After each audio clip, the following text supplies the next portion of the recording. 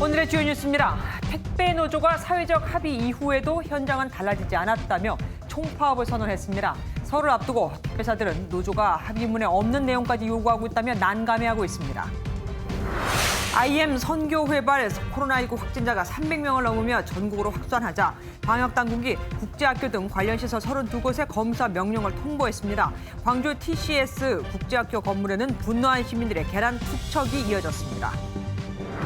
온라인에서 숫자를 맞추는 불법 도박, 일명 베트남 로또가 급속히 번지고 있습니다. 한 판에 수천만 원에서 억대의 돈이 오가 가정 파탄의 주범까지 되고 있지만 단속은 쉽지 않습니다. MBN이 단독 취재했습니다. 김종인 국민의힘 비대위원장이 신년 기자회견에서 야권 단일화는 일주일이면 충분하다며 서두를 필요가 없다고 말했습니다. 안철수 국민의당 대표를 향해서는 서울시장 후보가 되는데 집착해 몸이 달아있다고 꼬집었습니다.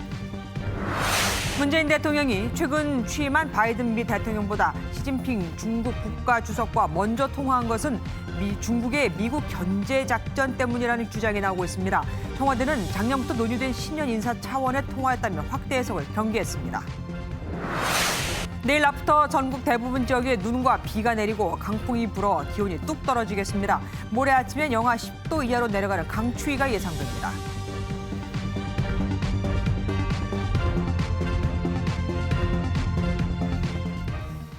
오늘 종합뉴스는 라바콘 항의 소식을 전해보려고 합니다. 라바콘은 도로에 놓는 고깔 모양의 주차 금지 안전 표지판입니다. 선교회발 집단 감염에 분노한 시민들이 TCS 국제학교에 달려가 집단 항의하며 요즘 값이 폭등한 그 금란 있죠. 이 계란을 건물에 던지고 얼마나 화가 났는지 라바콘을 확성기처럼 집어들고는 고래고래 소리를 지른 겁니다. 대한민국 국민이 얼마나 노심초사하고 있는데 하루가 이렇게 허탈과 분노로 채워진다면서요. 그렇습니다. 한두 명, 한두 곳의 일탈이 우리가 쌓아온 방역의 둑을 무너뜨릴 수 있습니다. 설이 얼마 남지 않았는데 택배 노조가 모레부터 무기한 총파업에 들어가겠다고 밝혔습니다. 지난 추석은 간신히 넘겼는데 이번엔 진짜 택배 대란이 발생할까 하니까 우려가 큽니다. 첫 소식 정태진 기자가 보도합니다. 택배 노동자들의 과로사 방지를 위한 노사정 사회적 합의가 타결된 지 6일 만에 또다시 갈등이 빚어졌습니다. 택배 노조는 기자회견을 열고 택배사가 사회적 합의를 파기했다고 주장하며 전면 총파업을 선언했습니다. 재벌 택배사들의 사회적 합의 파기에 대해 오는 1월 29일 총파업 진행하기로 만장일치로 결의를 모았습니다. 배송거부엔 민간 택배사와 우체국 본부 인력 등 전체 택배 종사자 가운데 11%인 5,500명이 참여합니다. 앞서 택배 노조는 과로사 방지 대책을 요구하며 20일과 21일 파업 찬반 투표를 진행했습니다.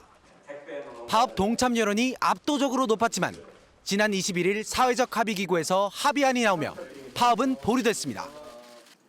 그러나 어젯밤부터 이상한 기류가 감지됐습니다. 노사정 합의에서는 배송 전 배송할 물건을 차량에 싣는 분류 작업을 택배 회사가 맡기로 했는데 택배 업체가 합의 사항을 뒤집었다는 게 노조의 주장입니다. 택배 회사 측은 합의 내용을 이행하고 있다고 반박했습니다. 택배 노조가 총파업에 들어가면서 설 명절 택배 대란도 우려되고 있습니다. 택배 회사들은 배송의 차질이 빚어지지 않도록 추가 인력을 투입하겠다고 밝혔습니다. MBN 뉴스 정태진입니다. 방금 들으신 대로 택배 노조는 사측이 합의안을 어겼다고, 택배 회사 측은 합의안을 잘 지키고 있다고 주장하고 있습니다. 그럼 누구 말이 맞는 걸까요? 권용범 기자가 짚어봤습니다. 택배 노사 갈등의 쟁점은 과로의 주 원인으로 꼽히는 분류 작업입니다.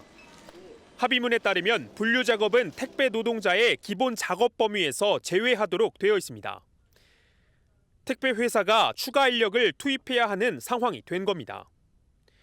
또 추가 인력을 구하지 못해 택배 노동자들이 분류 작업을 맡게 되면 수수료를 사측이 지급하기로 했습니다. 문제는 추가 인력을 언제, 얼마나 투입할지 구체적인 내용이 합의문에 없었다는 겁니다. 노조 측은 당장 택배 회사가 조치를 취하는 게 가장 중요한 합의문의 취지인데 사측이 이를 지키지 않았다고 주장합니다.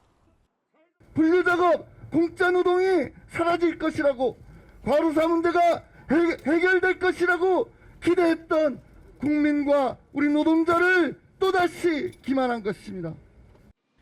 택배 회사 측은 택배 거래 구조 개선 작업이 완료되기 전까지 일부 인력만 투입해도 된다는 내용도 합의문에 있다며 맞서고 있습니다. 지난해 추석 때도 비슷한 문제가 있었지만 명절 택배 대란만 피하고 보잔 땜질식 합의가 이번에도 사태를 키웠다는 지적입니다. 택배 노조와 택배 회사, 관련 정부 부처가 내일 국회에서 파업 전 마지막 논의를 진행하기로 했지만 입장 차이가 커 합의점을 찾을 수 있을지 불투명합니다. MBN 뉴스 권용보입니다. 그동안 감소 추세였던 코로나19 확진자 수가 500명대로 급증했습니다. IM 선교회발 집단 감염 때문입니다. 방역당국은 추가 전파를 막기 위해 선교회에서 운영 중인 32개 시설을 전부 다 조사하기로 했습니다. 내일 모레 발표될 거리두기 지침도 완화되기는 그런 것 같죠. 강대엽 기자입니다. IM 선교회 관련 확진자가 연일 쏟아지고 있습니다. 오늘 30여 명이 추가로 확진 판정을 받아 지금까지 확진자가 300명을 넘었습니다. IM 선교회 산하 대전 IEM 국제학교와 광주 TCS 국제학교에서 확진 사례가 잇따르자 방역당국은 전수검사를 벌이고 있습니다. 정부는 관련 시설 40개소에 대한 현장 점검을 실시하였습니다. 현재 운영 중인 32개 시설을 중심으로 검사 명령 또는 권고를 통보하였습니다. 제출된 선교회 관련 명단은 모두 841명으로 특히 교사 역할을 한 목사들 다수가 확진 판정을 받아 학생과 신도를 중심으로 추가 확진자가 나올 가능성이 큽니다. 당국은 교회 관련 비인가 교육시설에 대해서 모든 대면 활동을 금지시켰습니다. 선교회발 집단 감염이 이어지면서 코로나19 신규 확진자는 열흘 만에 500명을 훌쩍 넘었습니다. 지난 주말 수도권 이동량도 12% 증가하고 카페 영업 허용 등의 여파도 서서히 나타나면서 오는 금요일 발표되는 거리두기 지침 완화에도 빨간불이 켜졌습니다. 정부는 오늘 저녁 민간 전문가들이 참석하는 생활방역위원회를 개최하는데 대부분의 전문가가 거리두기와 5인 이상 모임 금지 완화에 부정적인 것으로 알려졌습니다. MBN 뉴스 강대엽입니다. 광주 TCS 국제학교에서도 집단 합숙 캠프가 진행되고 있다고 어제 보도를 해드렸죠. 우려가 현실이 됐습니다. 안에 있던 학생과 교사, 교인 등 115명이 집단 감염된 겁니다. 무려 80%가 옮은 겁니다. 광주에선 최다 확진입니다. 정치훈 기자입니다. TCS 국제학교가 있는 건물에서 파란색 방역복을 입은 학생들이 줄줄이 나옵니다. 마스크를 쓰고 보호장구를 갖춘 학생들은 잔뜩 긴장한 표정으로 버스에 오릅니다. 큰 방역복을 축혀 올리는 작은 어린이부터 고등학생 정도인 청소년까지 연령대도 다양합니다. 타시도 확진자 6명은 충남 아산으로, 광주 지역 확진자는 전남 나주 생활치료센터로 이동했습니다. 광주 TCS 국제학교에 머물던 135명이 검사를 받았는데 학생 77명과 교사 25명, 교인 7명이 확진돼 80%가 넘는 확진율을 보였습니다. 여기에 가족과 지인 등 N차 감염 6명을 더해 관련 확진자는 115명까지 늘었습니다. 확진자가 빠져나간 건물은 방역소독과 역학조사를 위해 전면 폐쇄됐습니다. 건물 안에서 이들은 적게는 1년, 길게는 3년 이상 합숙을 이어왔습니다. 방학을 맞아 단기 캠프에 참가한 20명까지 더해져 좁은 건물에서 100여 명 넘게 밀집 생활을 해온 것이 화근이 됐습니다. 여기에 다른 TCS 학교끼리 교류를 하다 급속도로 바이러스가 퍼진 것으로 추정하고 있습니다. 교사들 간에 서로 간의 경험이라든지 노하우를 공유하는 그런 성격을 띠는 모임들이 몇 가지에서 여러 곳에서 포착이 됐습니다. 광주시는 5인 이상 비인가 교육시설과 합숙시설은 모두 자진 신고하고 검사를 받도록 행정명령을 발령했습니다. MBN 뉴스 정춘우입니다. 그런데 이 국제학교에서 일부 확진자가 건물 밖으로 나와서 활보하는 모습이 포착됐습니다. 방역당국은 이를 통제할 인력도 배치하지 않았죠. 그냥 알아서 안에 잘 머물러 있거라는 건데 이렇게 확진자가 대거 나오기 전에 합숙에 대해 신고가 들어갔었던 것으로도 드러났습니다. 그럼에도 지자체와 교육청이 서로 단속 권한이 없다며 조치를 제때 안 했던 거죠. 화가 난 시민들은 국제학교 건물에 계란을 던지며 항의했습니다. 강세훈 기자입니다. 광주 TCS 국제학교에서 100명이 넘는 확진자가 발생한 건 어젯밤 9시 20분쯤. 그런데 2시간 뒤 국제학교 관계자로 보이는 여성 5명이 건물을 빠져나와 어디론가 향합니다. 이 중 1명은 다시 돌아와 건물로 들어갔습니다. 화면이 촬영된 곳은 TCS 국제학교 뒷문입니다. 바로 옆 건물로는 갈 수 있지만 밖으로는 나갈 수 없도록 보시는 것처럼 차단막이 쳐 있습니다. 오늘 아침에도 확진자가 건물 밖으로 나와 주차장을 활보하다 주변 사람들의 제지를 받고 다시 건물로 돌아갔습니다. 엄연한 방역 지침 위반이지만 방역 당국은 이를 통제할 인력을 전혀 배치하지 않았습니다. 2시 반에 정도 들어가고 이제 근처에는 이제 재난과랑 보건과가 있었는데 솔직히 물어보니까 이제 이뿐만이 아닙니다. 방역 당국은 확진 일주일 전에 TCS 국제학교에 집단 합숙 정황을 신고받았지만 적절한 조치를 취하지 않은 것으로 드러났습니다. 시민들은 분통을 터뜨렸습니다.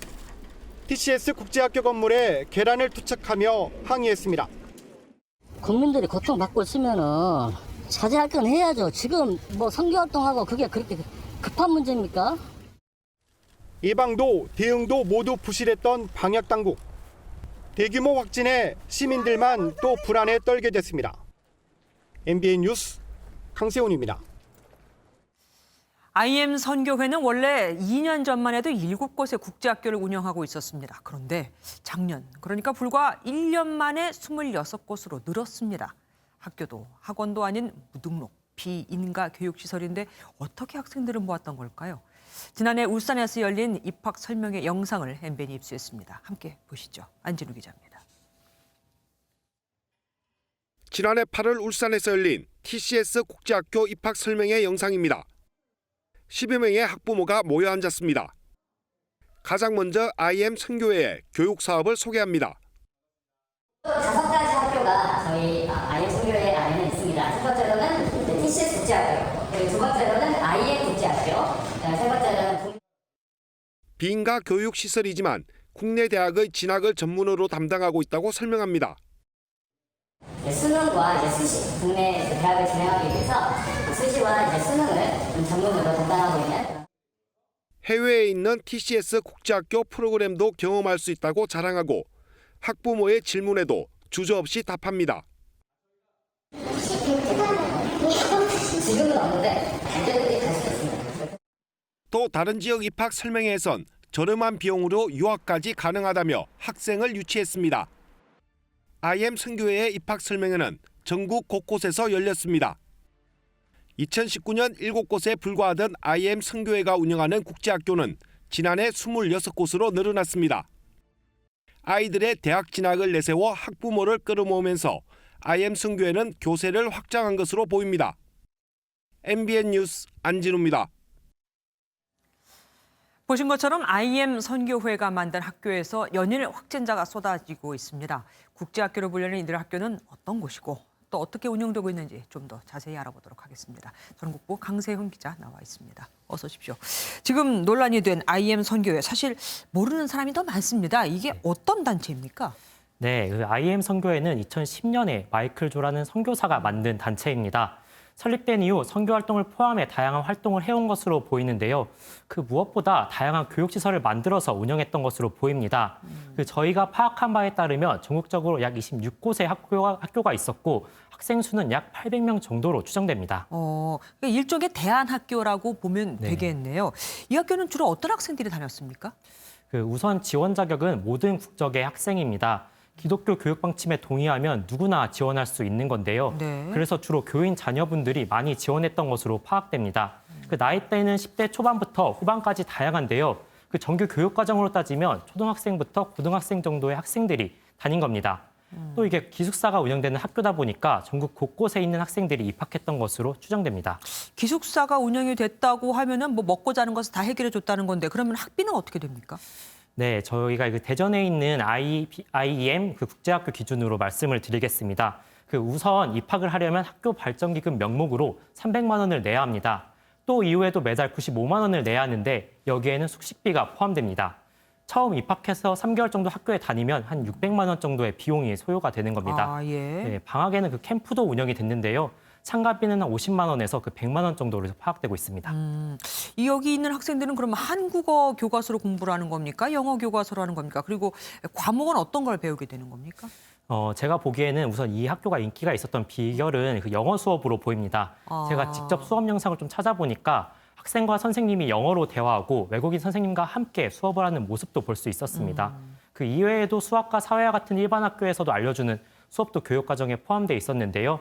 다만 이 학교를 졸업을 하더라도 바로 대학에 입학할 수는 없습니다. 왜냐하면은 그 교육부의 승인을 받지 않은 비인가 학교라 대학에 가려면 검정고시를 보고 또 이곳에 합격을 해야 합니다. 네. 그래서 이 국제학교에서는 검정고시 역시 학생들에게 그 대비를 해줬던 것으로 파악됩니다. 기숙 생활을 했다고 하던데 그 생활은 어떻던가요? 이제 타지에서 떠나오다 보니까 학생분들이 이제 기숙사에서 많이 생활을 했는데요. 네. 대전시가 공개한 대전 IEM 국제학교 내부 사진을 보면요. 그 좁은 방 안에 2층 침대가 보이실 텐데요. 아, 보이네요. 네, 여러 명이 함께 그 방에서 자면서 화장실도 단 한 개만 공유하는 환경이었습니다. 식당과 독서실도 있었는데요. 하지만 이거 보시는 것처럼 식당에는 칸막이조차 없는 모습이 보입니다. 쉬는 날에는 집에 다녀올 수도 있는 것으로 알려졌는데 동선을 파악하고 있는 방역당국조차 주말에 귀가했는지 여부는 정확하게 파악하지 못한 것으로 알려졌습니다. 아유, 큰일이네요. 마지막으로 이 IM 선교회라는 것을 만든 분이 마이클 조라고 아까 말씀하셨죠? 네. 그분은 어떤 사람입니까? 네, 사실 마이클 조에 대해서는 많이 알려진 바가 없습니다. 일단 저희가 알아보기로는 충남 서산 출신으로 알려졌는데 처음부터 곧바로 선교사로 활동을 한 것은 아니었습니다. 처음에는 대전과 천안 지역에서 영어학원에 다니면서 수업을 하는 강사였는데요. 이후 강사를 그만두고 여러 국제학교를 만든 것으로 알려졌습니다. 설명의 영상을 보니까 마이클 조는 2024년까지 전국에 약 40개 정도의 교육시설을 만들 계획이었던 것으로 보입니다. 5인 이상 모임도 금지하고 있는데 수백 명이 같이 생활을 해도 당국에 손을 못 썼다. 참 서글프고 또 무섭기도 합니다. 지금까지 강세현 기자와 함께했습니다. 고맙습니다. 방역당국이 백신 접종 계획을 내일 발표합니다. 언제, 누구를 어떻게 접종할 건지 공개되는 건데 국내 1호 백신 접종자가 누가 될지도 관심입니다. 강재목 기자입니다. 내일 발표되는 코로나19 백신 접종 시행 계획에는 월별 공급량, 백신 접종 우선순위, 백신 접종 장소 등이 포함됩니다. 지금까지 정부가 확보한 백신 물량은 5,600만 명분으로 2천만 명분이 추가될 예정입니다. 국제기구인 코백스를 통해 다음 달 초 들어오는 화이자 백신 5만 명분을 시작으로 아스트라제네카, 얀센, 모더나, 노바백스 물량이 들어오면 곧바로 접종이 시작됩니다. 국내 업체가 생산하는 아스트라제네카 백신 1,000만 명분은 전량 국내에서 사용할 것으로 알려졌습니다. 정부가 밝힌 접종 순서는 고위험시설 고령자와 의료진, 65세 이상 고령자, 만성질환자와 일반 성인, 2차 접종자입니다. 방역 관련 종사자와 경찰, 군인, 소방관도 우선 접종 대상이 될 것으로 보이며 불가피하게 해외에 나가야 하는 공무원과 경제인도 먼저 접종을 할 것으로 보입니다. 조희연 서울시 교육감은 등교 확대를 위해 보건교사와 돌봄 전담사, 유치원, 초등학교 저학년 담당 교육 종사자도 먼저 접종이 이뤄질 수 있도록 해달라고 입장을 밝혔습니다. 냉동보관이 필요한 화이자와 모더나 백신은 전국 250곳 백신 접종 센터에서, 나머지 백신들은 만여 개의 의료기관에서 접종이 이뤄집니다. 제1호 접종자가 누가 될지도 관심입니다. 영국은 고령자가, 미국은 간호사가 1호 접종자였는데 당국은 방역 현장에서 애쓰는 간호사를 1호 접종자로 검토하고 있는 것으로 알려졌습니다. 권덕철 보건복지부 장관, 정은경 질병관리청장을 포함한 보건당국 관계자도 백신 안정성을 국민에게 홍보하기 위해 먼저 접종하는 방안이 검토되고 있습니다. MBN 뉴스 강재묵입니다. 베트남 로또 혹시 들어보셨습니까? 우리나라 로또처럼 숫자를 맞추는 방식은 비슷하지만 사실상 불법 도박인데 온라인상에서 암암리에 퍼지고 있습니다. 한 판에 수천만 원에서 억대의 돈이 오가기도 해 가정 파탄의 주범이 되고 있지만 링크가 사라지면 찾기가 쉽지 않아 단속도 어렵습니다. 김태림 기자가 단독 보도합니다. 한 여성이 큰 주머니에서 숫자패를 꺼냅니다. 종이 위에 뽑은 숫자들을 나열하더니 휴대전화를 확인하고 번호를 맞춰봅니다. 베트남 로또라고 불리는 게임입니다. 한 판이 3시간 정도인데 한 번 진행하면 100회에서 많게는 200회 정도 숫자 뽑기를 하고 3천만 원이 넘는 돈이 오고 갑니다. 숫자만 맞추는 간단한 게임이어서 중독성도 강해 이 때문에 한 가정이 망가지기도 했습니다.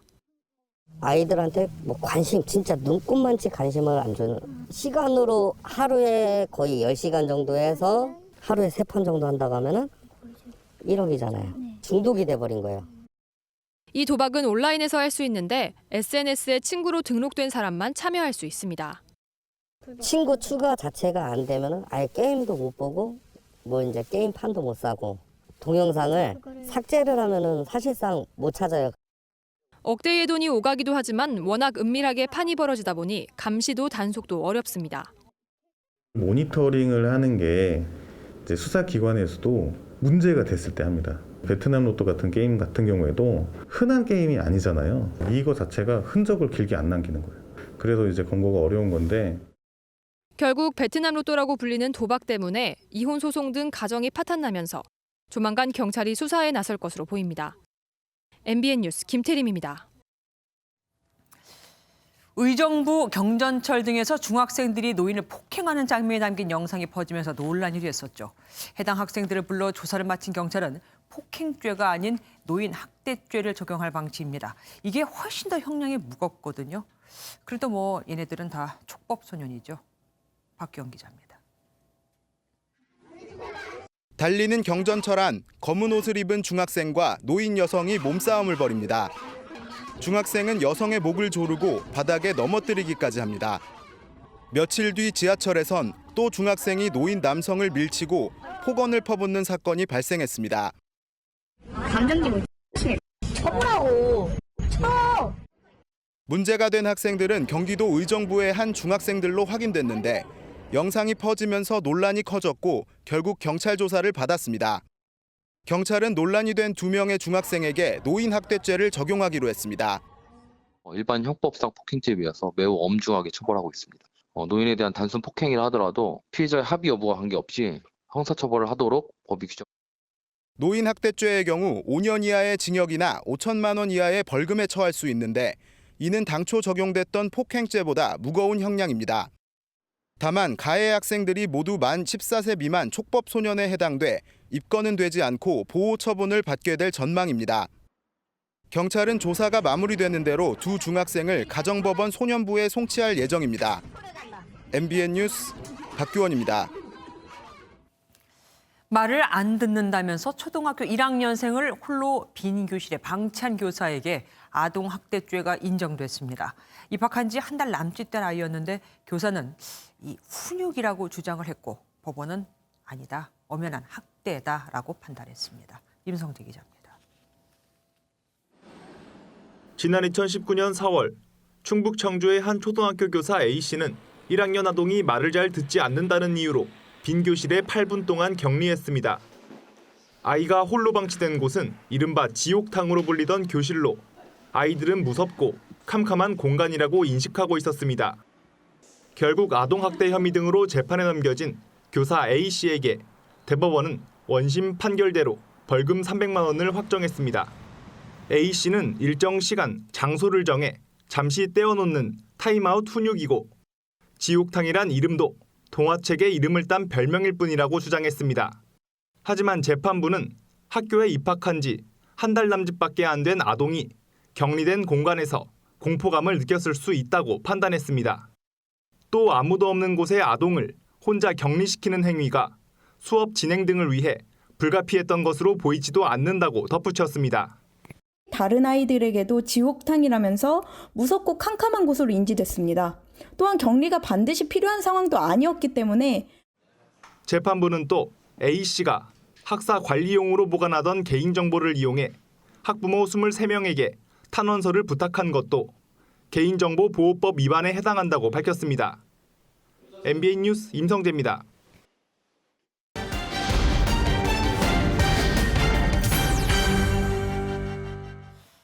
정인이 사건 이후 또 다른 정인이를 맡겠다며 대책이 나왔지만 대부분 가해자 처벌과 아동보호 등 신고 이후의 대책들이죠. 하지만 이런 사태는 미리 막는 게 더 중요하죠. 사실 제도는 지금도 있습니다. 그럼 뭐가 문제인지 포커스엠 김민수, 정태욱 2 기자가 연속 취재했습니다. 전북 아동보호기관이 지난해 11월 아동학대 의심 신고 접수를 받고 작성한 보고서입니다. 4살 아이의 왼쪽 눈에 예사롭지 않은 멍자국이 발견되자 진찰했던 의사 A씨가 경찰에 신고해 진상 파악이 이뤄진 겁니다.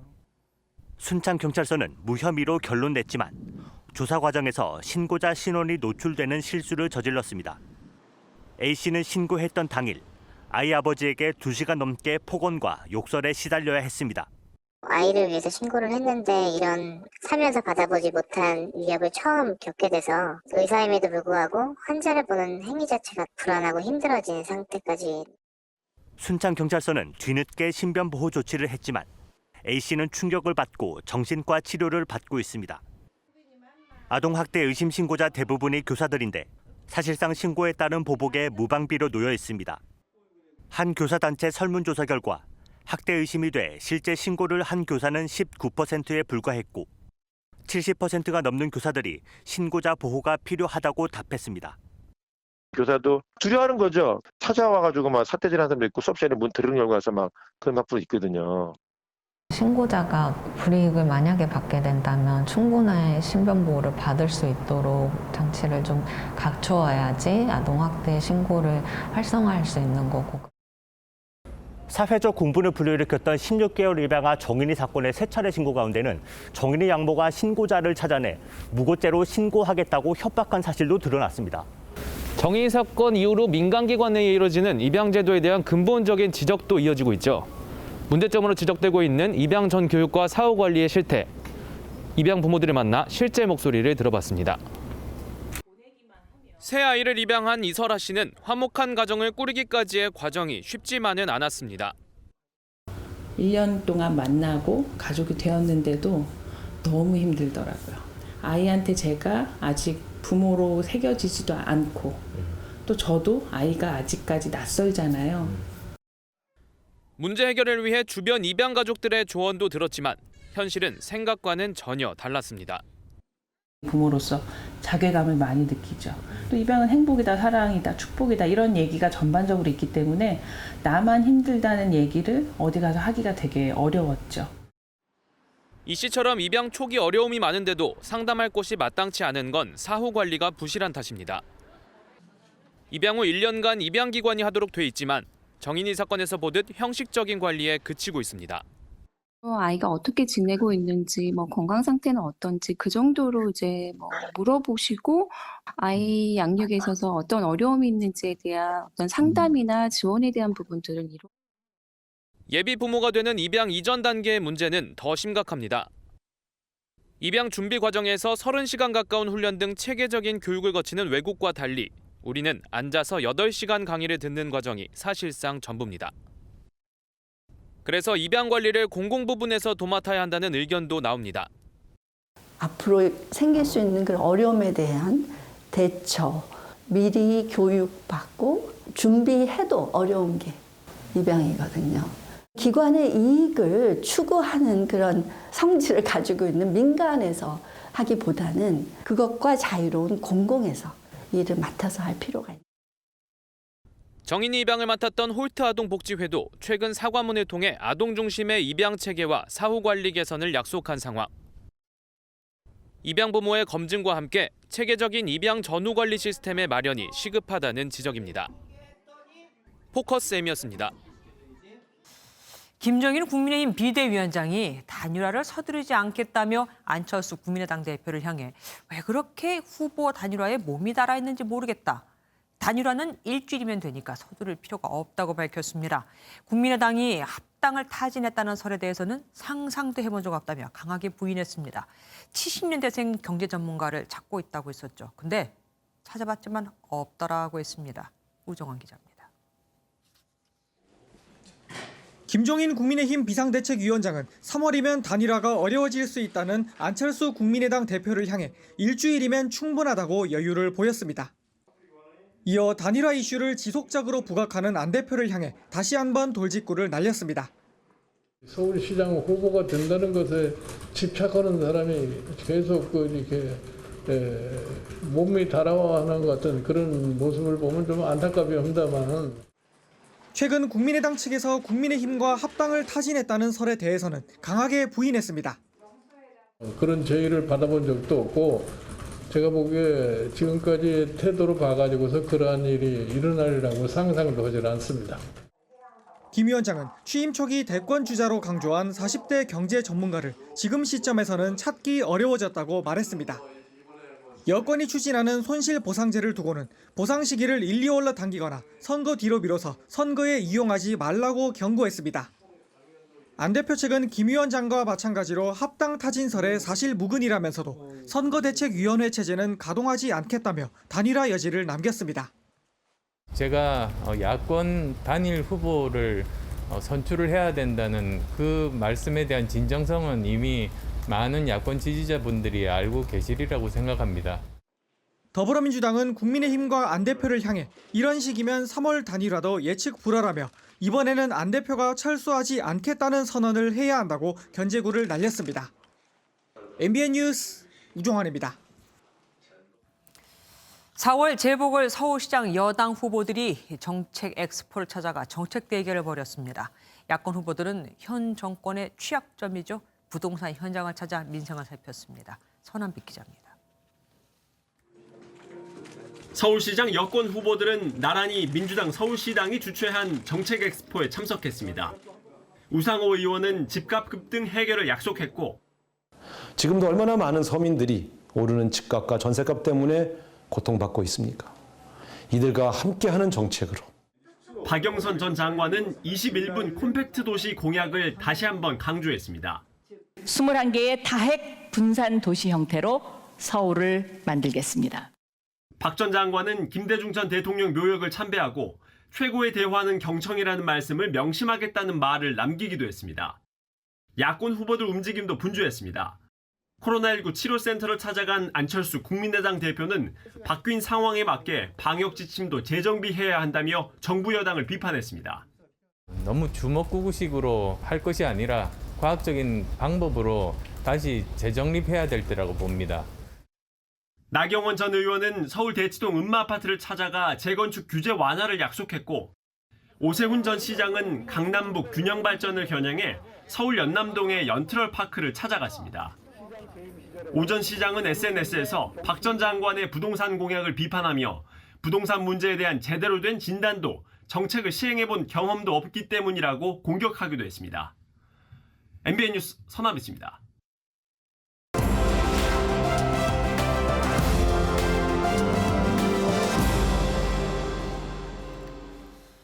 키워드를 살펴보는 오늘의 화제 픽뉴스 시간입니다. 오늘은 정치부 정광재 부장과 함께하겠습니다. 어서 오십시오. 네, 안녕하세요. 오늘의 첫 키워드 보겠습니다. 네. 후궁이요? 조선시대도 네. 아니고 왜 갑자기 후궁이 나온 겁니까? 이 후궁이라는 두 글자에 온종일 인터넷과 정치권이 아주 시끄러웠습니다. 조수진 국민의힘 의원이 어젯밤 자신의 SNS에 고민정 더불어민주당 의원을 향해서 조선시대 후궁이 왕자를 낳았어도 이런 대우는 받지 못했을 것이다. 이렇게 썼는데요. 그러면서 권력에 힘을 얻고 당선됐다면 더더욱 겸손해야 한다고 썼는데 이 후궁이란 말에 정치권과 인터넷이 아주 시끄러웠던 거죠. 그러니까 그 선거운동할 때 여당 원내대표가 당시죠. 네. 고민정 후보를 뽑아주면 뭐 100만 원씩 드리겠다 네. 했던 게 말이 기억이 나긴 합니다. 맞습니다. 그런데 그건 그때 일이고 갑자기 왜 조수진 의원이 이렇게 말을 하고 나온 거죠? 네, 이러니까 조수진 의원은 고 의원에 대해서 이런 논리로 반박을 한 겁니다. 그러니까 오세훈 전 서울시장이 출마한 것에 대해서 네. 고민정 전 의원이 오세훈 전 시장에 대해서 광진을 주민들로부터도 선택을 받지 못했었는데 여전히 조건부 정치를 하는 게 안타깝다라고 썼었거든요. 네네. 이에 대해서 조 의원이 그러니까 오 전 시장을 대신해서 이 전쟁에 좀 참전한 거죠. 예, 알겠습니다. 지난번에 오신환 전 의원이 했던 말이 생각나기는 네. 해요. 그 경쟁했던 상대 후보에 대해 이렇게 경멸적인 인사를 반복하는 거는 뭐 정치의 예의가 아니다. 그렇게 나쁘다고 얘기를 했던 네. 기억이 나기는 합니다. 그런데 왕자 낳은 후궁이라는 표현을 두고 참 논란이 많던데요. 맞습니다. 그래서 당장 민주당이 발끈했죠. 허영 민주당 대변인의 얘기를 직접 한번 들어보겠습니다. 국민의힘 조수진 의원이 같은 여성 국회의원을 조선시대 후궁에 비유하며 역대급 성희롱성 막말을 했습니다. 그러면서 조 의원이 기자 시절이었던 2006년 쓴 국회엔 정치인들이 생산해낸 배설물로 가득했다는 기사를 언급하면서 지금 조 의원이 뭘 하고 있는 중이냐 이렇게 되묻기도 했죠. 어쨌든 뭐 이렇게 정치 쟁점화가 될지는 몰랐을지 알았을지 모르겠지만 네. 조 의원도 뭐 가만히 있지 않았습니다. 네, 조 의원은 오늘 자신의 SNS에 또다시 글을 올렸는데요. 이 같은 정치 논란에 개의치 않겠다는 입장을 분명히 했습니다.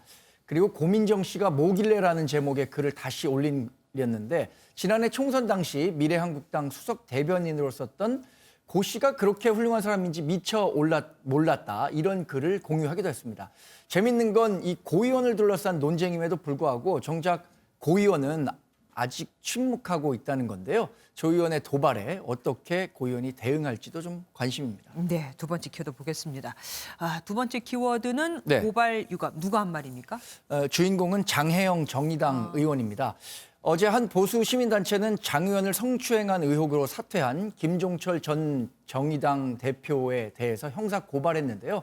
장 의원은 이에 대해서 자신의 의사를 무시한 채 가해자에 대한 형사 고발을 진행한 게 아주 큰 유감이다 이렇게 설명을 했습니다. 그러니까 정작 피해자인 자신은 가만히 있는데 왜 딴 네. 데서 이렇게 정치 쟁점화하느냐 이거죠. 네, 그렇습니다. 이 장 의원은 자신의 의사와 무관하게 피해 사건으로 올가 넣는 것은 매우 부당하다고 했는데요. 그러면서 이미 2차 가해에 시달리고 있는 상황에서 해당 시민단체의 고발 행위는 경솔한 처사라고 지적했습니다. 이 성 관련 사건일수록 피해자의 인권과 존엄을 훼손한 행위가 있어서는 안 되겠죠. 어쨌든 피해자가 조사 때 진술을 안 하면 뭐 어떻게 처벌을 못 한다는 말도 있기는 네. 하더라고요. 마지막 키워드 보겠습니다. 사위들의 반란. 제가 과거에 딸들의 반란을 들어본 예. 적이 있는 것 같은데 사위들의 반란은 처음입니다. 우선 말씀하신 딸들의 반란에 대해서 조금 설명을 드리겠습니다. 네네. 여성은 오랫동안 이 종중의 일원이 될 수 없었는데 그런데 2005년에 대법원 판결을 통해서 마침내 이 종중원 자격을 인정받게 돼서 종중이 재산을 처분하게 되면 이 과정에서 남성들과 동등한 자격을 가져서 재산을 분배하게 받을 수 있게 됐습니다. 이때 이 딸들의 반란이라는 말이 나왔었는데 결과적으로는 이 반란은 그때 성공한 셈이 됐었던 거죠. 그러면은 이번에 나온 사위들의 반란은 뭡니까? 사위들 많이 좀 관심 있게 들으셔야 될 것 같아요. 최근 A 종중이 종중 재산을 처분하면서 이걸 아들과 며느리, 딸 이렇게 이 세 부류의 분들에게만 5천만 원씩을 나눠줬다는 거예요. 며느리까지도. 네. 그런데 이걸 보니까 사위들이 자신들은 왜 나눠주지 않느냐 그렇겠네요. 좀 억울하다는 거죠. 그래서 소송을 제기한 건데요. 사위 측은 딸도 종중회원 자격을 가진다는 대법원 판례를 봤을 때 사위는 배제하고 며느리에게만 재산을 분배하면 아들과 딸 회원을 차별하는 행위라고 강조하고 있는데요. 결과적으로 아들은 며느리까지 주니까 딸보다 2배를 받게 그렇죠. 된다는 계산이잖아요. 이게 불공정하다는 거죠.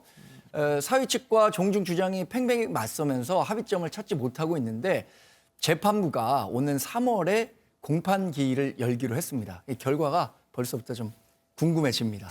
결과 나오면은 꼭 알려주십시오. 네, 그렇게 지금까지 하겠습니다. 정치부 정광재 부장과 함께했습니다. 고맙습니다. 이낙연 더불어민주당 대표가 고 박원순 전 서울시장이 여비서를 성희롱했다는 국가인권위의 판단을 두고 사과했습니다. 국민의힘은 진짜 미안하다면, 진짜로 사태에 책임을 지고 싶다면 4월 재보궐선거에 후보를 내지 말아야 한다고 맞받아쳤습니다. 김순철 기자입니다. 더불어민주당 최고위원회의에 참석한 이낙연 대표는 고 박원순 전 서울시장의 성희롱 사건 피해자에게 공개 사과했습니다. 피해자와 가족들께 다시 한번 깊이 사과드립니다.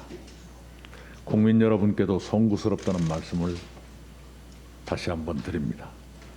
피해자를 피해 호소인으로 지칭해 논란을 자초했던 지난날의 반성도 나왔습니다. 무차별적으로 이뤄졌던 2차 가해와 민주당의 부족한 대응으로 상처받으신 피해자분께 진심으로 죄송하다는 말씀을 드리고 싶습니다.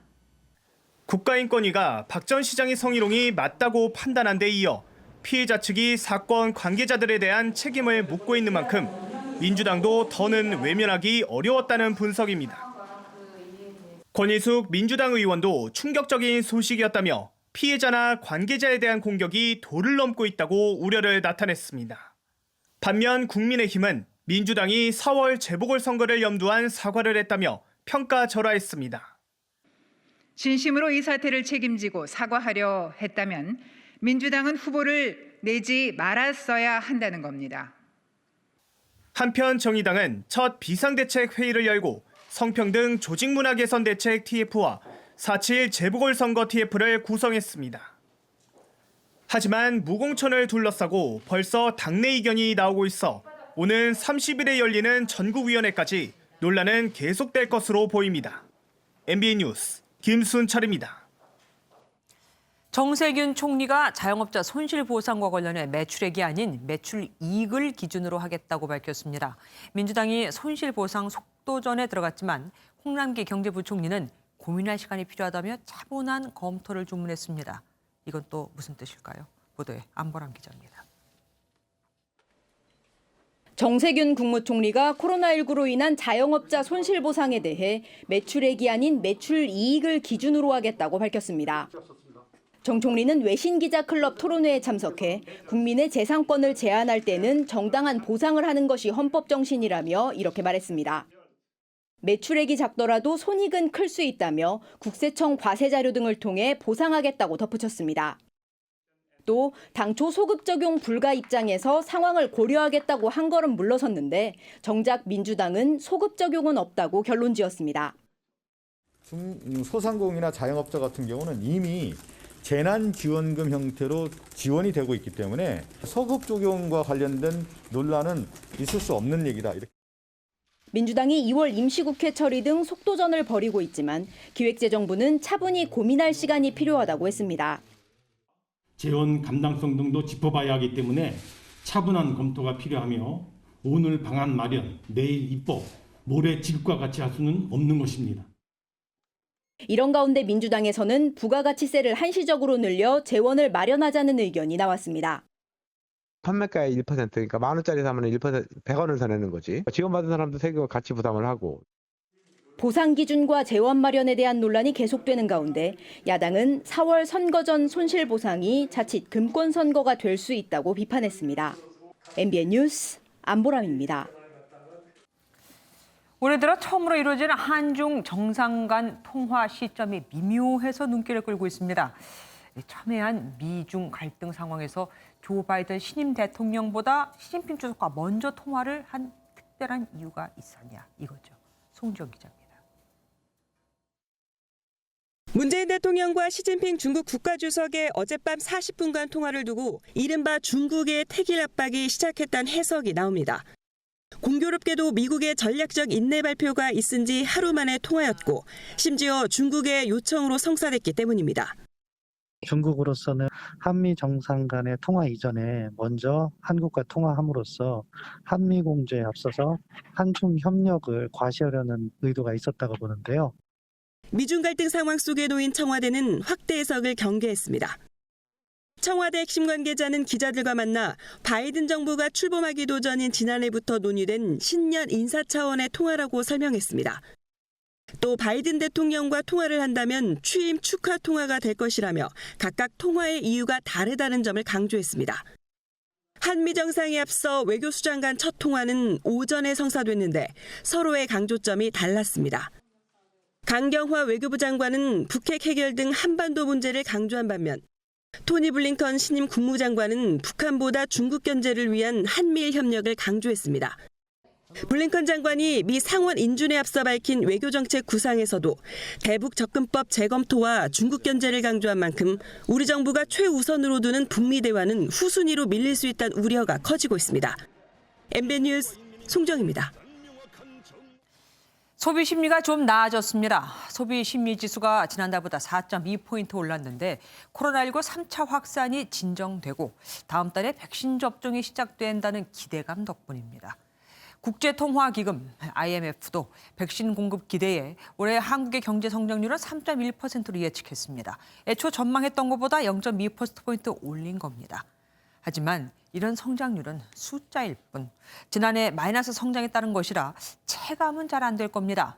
IMF도 경기가 회복돼도 올해 150개 이상 나라에서 1인당 소득이 2019년 때보다도 낮을 것이라고 했거든요. 불확실성도 여전히 큽니다. 백신 배포와 추가 감염의 통제 여부에 따라서 또 다 달라질 수 있으니까요. 이런 가운데 지난해 전국 고가와 저가 아파트의 가격 차이가 역대 최대로 벌어진 것으로 나타났습니다. 그런데 서울은 예외입니다. 급한 대로 일단 집을 사고 보자는 심리에 저가 아파트도 많이 올랐거든요. 이 또한 좋은 건 아니죠. 박통희 기자입니다.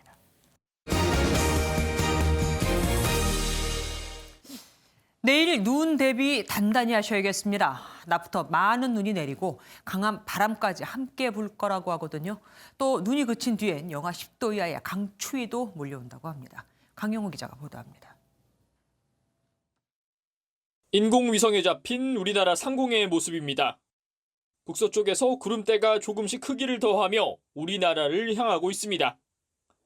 내일 낮부터 이 구름대의 영향으로 전국에 많은 눈이 내리겠습니다. 경기 동부와 강원 지역엔 최대 10cm, 전라 동부 내륙과 제주 산간 지역엔 최대 15cm 이상의 많은 눈이 내릴 것으로 보입니다. 수도권 등 여타 지역도 짧은 시간에 많은 눈이 예상돼 퇴근길 혼란이 우려되고 있습니다. 짧은 시간 강하게 눈이 내려 가시거리가 짧겠습니다. 오후부터 기온도 급격히 떨어지면서 진눈깨비나 눈이 얼어 빙판길이 되는 곳이 많겠습니다. 일부 지역엔 최대 순간 풍속이 시속 90km에 달하는 강한 바람까지 불 것으로 보여 선별진료소 등 야외 시설물 관리에 비상이 걸렸습니다. 강풍의 영향 속에 내일 낮부턴 기온도 점차 낮아지며 강추위가 찾아올 전망입니다. 모레 아침 기온은 경기 북부와 강원 영서가 영하 15도 이하로 떨어지겠고 그 밖의 내륙 지역도 영하 10도 이하의 분포를 보이겠습니다. 강한 바람이 모레까지 이어지며 체감 온도는 더 낮아질 수 있어 건강관리에 주의가 필요해 보입니다.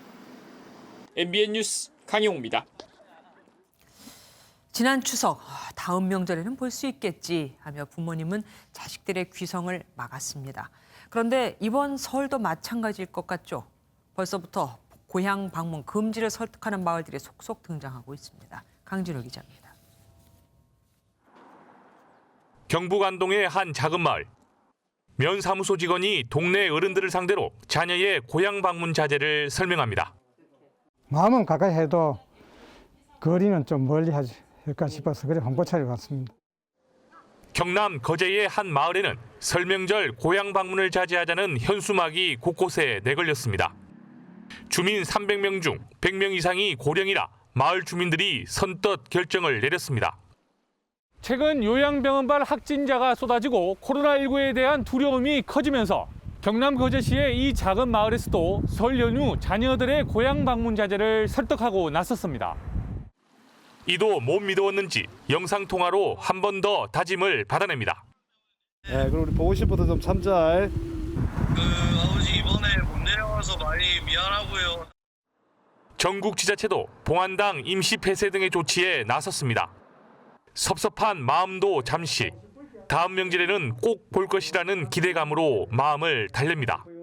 손자들도 보고 싶고 손녀도 보고 싶지만 지금 못 보니까 조금 아쉽지 뭐. 코로나 때 끝날 때까지 참고 있어요. MBN 뉴스 강진우입니다. 이렇게 지난 추석에 이어 올 설에도 고향을 가지 못하는 자녀들, 죄송한 마음을 선물에 담으려 하고 있습니다. 이에 맞춰 유통업체들은 프리미엄 선물들을 다양하게 내놨는데 이왕이면 같은 상품이라도 저렴하게 사는 게 좋겠죠. 오지혜 기자가 알아봤습니다. 서울 시내의 한 백화점. 100만 원이 훌쩍 넘는 한우 세트와 50만 원대의 굴비, 건강식품까지 다양한 설 선물이 고객을 기다립니다. 하지만 선뜻 지갑을 열기가 쉽지 않습니다. 한우나 뭐 이런 것들 고민을 많이 했는데 금액도 좀 부담이 돼서. 사전 판매 기간에는 똑같은 상품도 최대 40%까지 저렴합니다. 이렇다 보니 20만 원이 넘는 선물 세트의 사전 예약이 지난해 같은 기간보다 270% 증가한 곳도 있습니다. 프리미엄 한우라든지 또는 건강기능식품 물량을 확대해서 유선이라든지 모바일이라든지 다 접수를 받고 있고 안전하게 배송을 해드리고 있는 상황입니다. 일부 대형마트와 온라인 쇼핑몰은 이번 주말과 다음 주 초까지 사전 판매를 진행합니다. 만약 이 기간을 놓친다면 지자체 쇼핑몰을 이용하는 것도 방법입니다. 도내 특산품 15,000여 가지를 파는 강원 마트의 경우 한우를 유통마진 없이 판매자와 소비자를 이어주다 보니 10% 정도 저렴합니다. 그래서인지 설 기획전을 시작한 지 불과 보름 만에 매출액만 1억 3천만 원에 달합니다. 자금들을 활용해서 할인 행사라든지 경품 행사라든지 진행을 하고 있다 보니 좀 저렴하게 상품을 구입할 수 있고 믿을 수 있는 상품으로 받아보실 수가 있을 것 같아요. 좀처럼 기세가 꺾이지 않는 코로나19가 설 선물 고르는 판도마저 바꿔놓고 있습니다. MBN 뉴스 오지혜입니다. 문재인 대통령이 화상으로 열린 다보스 포럼에서 코로나19 방역 성과와 불평등 해소 방안을 소개했습니다. 여권에서 추진 중인 자영업자 손실보상제와 이익 공유제에 대해서는 실현되면 포용적 정책 모델이 될 것이라고 밝혔습니다. 조창훈 기자입니다. 문재인 대통령이 세계 경제 포럼 초청으로 다보스 아젠다 주간 특별 연설에 나섰습니다. 코로나19 사태 해결을 위한 핵심 키워드로 포용을 꼽은 문 대통령은 전 국민 백신 무료 접종과 마스크 오브 제로 사재기를 해소한 경험 등을 소개했습니다. 사회적 격차 해소를 위한 방법으로는 손실보상제와 이익공유제를 언급했습니다. 실현된다면 앞으로 코로나와 같은 신종 감염병 재난을 함께 이겨내는 포용적인 정책 모델이 될 수 있을 것입니다. 문 대통령은 한국 경제가 올 상반기 코로나 이전 수준을 회복할 전망이라며 국가 간 협력과 연대를 강조했습니다. 질의응답까지 약 50분간 이어진 이번 행사엔 100명이 넘는 각국 정부와 기업 대표 등이 참석해 우리나라의 코로나19 극복 전략에 대한 높은 관심을 나타냈습니다. MBN 뉴스 조창훈입니다. 스포츠 뉴스입니다. 베트남 축구대표팀의 살딩크 박항서 감독을 저희 MBN이 직접 만났습니다. 악의적인 유튜버들과는 전쟁을, 신태용 감독과의 동남아 대결엔 자신감을 보였습니다. 구경우 기자가 보도합니다. 최근 귀국해 2주 자가격리를 마친 박항서 감독은 MBN 스포츠 야에 출연해 그동안 소회를 밝혔습니다. 최근 가장 큰 고민은 다름 아닌 현지의 악의적인 유튜버들. 사실을 과장하거나 왜곡해 잘못된 정보를 유포해오자 강경하게 대응하기로 했습니다. 구독자 수를 늘리기 위해서 그런지 모르지만은 자꾸 발언의 수위가 자꾸 높아져서 공안도 그 실태를 알고 있기 때문에 베트남 공안 무섭습니다. 도가 지나친 데다 올해 중요한 대회들이 한꺼번에 몰려 있는데 경기에 집중하기 위해서입니다. 우승한 대회들을 모두 방어해야 하는 입장인데 특히 신태용 감독이 이끄는 인도네시아를 꺾고 베트남 축구 사상 처음 월드컵 최종 예선 진출을 노립니다. 또 인도네시아는 지금 5경기 선도 5패이기 때문에 뭐 전혀 가능성은 없죠. 근데 이제 또 새로 감독이 부임했기 때문에 하게 되면 뭐 또 멋진 성과 한번 해봐야죠. 2002 한일 월드컵 전사들의 은사인 박 감독은 마지막으로 K리그에서 활약하는 제자들, 특히 지난해 어려움을 겪은 김남일 성남 감독에게 응원을 보냈습니다. 김남일 감독한테는 조마조마하게 그렇게 자꾸 맨날 잊지 말고 하위권에 있지 말고 처음부터 빨리 좀 치고 나가고. MBN 뉴스 구경호입니다. 신세계그룹의 SK야구단 인수로 인천은 40년 프로야구 역사상 6번째 팀을 맡게 됐습니다. 한국의 야구를 처음 도입한 도시답게 격동의 프로야구 역사도 함께 쓰게 됐는데요. 그 발자취를 전남주 기자가 소개합니다. 지난해 10월 30일 인천 SK 행복드림구장에서 열린 LG와의 시즌 최종전. SK는 3대2로 승리하며 9위로 정규 시즌을 마쳤는데 이게 SK 와이번스 이름을 달고 뛴 마지막 경기가 됐습니다. 신세계그룹이 SK 야구단을 인수하기로 하면서 인천을 연고로 하는 야구단의 주인이 또 바뀐 겁니다. 1982년 산미 슈퍼스타즈로 시작된 인천 프로야구 역사는 청보와 태평양, 현대, SK를 거치며 모두 매각되거나 해체로 역사를 마감했습니다. MBC가 LG로, 혜태가 기아로 주인이 바뀌었을 뿐 삼성, 롯데, 한화 등 다른 도시들이 대부분 단일팀을 유지한 것과 대조적입니다. 인천 살면서 그런 긍지를 가졌는데 요번에 넘어간다니까 엄청나게 섭섭합니다. 60년이고 100년이고 그리고 전통을 이어가면 좋은데 위안거리는 신세계그룹이 야구단을 인수하면서 시설 개선과 전폭적인 투자 의지를 밝힌 겁니다. 특히 인천 청라 지역에 추진 중인 복합 쇼핑몰에 돔구장을 연계할 구상이어서 인천 야구 팬을 설레게 합니다. 우연의 일치인지 KBO 역사에 둘밖에 없는 노란색 유니폼 구단 태평양과 현대 유니콘스처럼 신세계도 노란색을 주로써 인천 시민의 향수도 자극합니다. MBN 뉴스 전남주입니다. 내일은 아침에 눈이 오지 않더라도 대중교통을 이용하시는 게 좋겠습니다. 내일 낮 동안 전국 대부분 지방에 눈이 쏟아지겠는데요. 짧은 시간 많은 눈이 쏟아지면서 이른 퇴근길부터는 교통정체의 원인이 될 것으로 예상됩니다. 내일 호남 동부 내륙에는 15cm 이상의 폭설이 쏟아지겠고요. 경기 동부와 강원 내륙, 충북에도 3에서 10cm의 매우 많은 눈이 내려 쌓일 것으로 보입니다. 이번에는 그야말로 눈보라입니다. 눈이 내리는 시점부터 강한 돌풍도 동반될 텐데요. 순간 최대 풍속이 해안을 따라서는 초속 25m 이상, 그 밖에 내륙을 따라서도 20m 이상의 강풍이 휘몰아치겠습니다. 눈이 그친 뒤에는 찬 공기가 밀려오면서 반짝 한파가 찾아옵니다. 내일 아침 서울은 영하 1도, 모레는 영하 12도까지 뚝 떨어지겠습니다. 내일 서울 등 수도권에도 1에서 5cm의 눈이 내려 쌓일 것으로 보여 주의가 필요하겠습니다. 남부지방 폭설에 강풍까지 동반되면서 내일 눈이 내리는 동안 가시거리도 무척 짧겠습니다. 동해안에도 내일은 1cm 안팎의 눈이 내려 쌓일 것으로 예상됩니다. 내일 오후부터는 기온도 큰 폭으로 떨어지겠습니다. 날씨였습니다.